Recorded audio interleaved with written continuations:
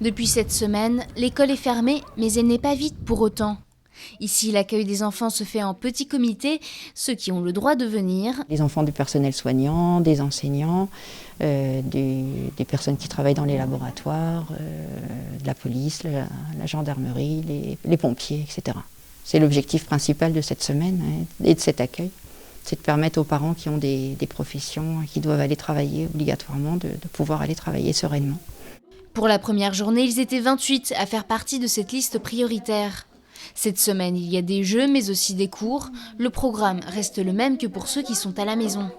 L'objectif, c'est qu'ils puissent, eux, avancer, mais au même rythme que les enfants à la maison. Voilà, c'est justement pas de creuser l'écart entre les enfants à la maison et les enfants à l'école. Les enfants sont en petit nombre, donc j'ai l'impression qu'ils sont plutôt contents de venir. La relation est un peu différente puisqu'on accueille des tout petits nombres, donc c'est sympathique. Il s'agit juste de jouer avec eux, de leur faire manipuler ce qui est demandé par les enseignants. Donc il me semble, voilà, une ambiance plutôt décontractée et plutôt sympathique. Alors du coup, les enfants, ce n'est pas de la semoule, c'est du boulgour. Alors que d'autres municipalités demandent aux familles d'apporter leur repas, ici, le service du midi est assuré gratuitement.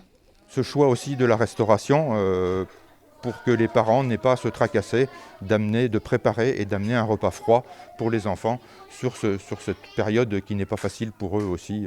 Tous ces parents, toutes ces familles qui sont au service du personnel du public, c'est très important qu'ils n'aient pas à se tracasser de la garde de leurs enfants et que ça soit fait dans les meilleures conditions possibles. La garde de ces enfants se poursuivra pendant les 2 semaines de vacances, sauf qu'il s'agira désormais d'accueil périscolaire. Il sera donc assuré non plus par les enseignants, mais par la municipalité.